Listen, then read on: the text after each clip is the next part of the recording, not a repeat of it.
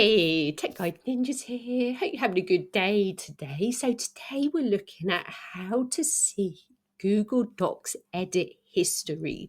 So maybe you've been editing a document and you've made an edit that you don't want and you want to revert back to the previous history to how it was before. I'm going to show you how to do that.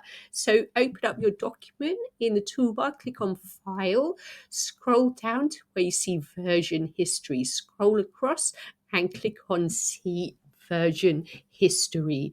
Then a new pane should pop up on the right hand side and you can see all the different edits you've done. If you want to check out each one, you can click on it and it will show you that version.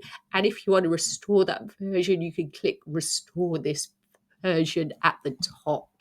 I hope that was helpful. Please like the video and subscribe. I will see you soon.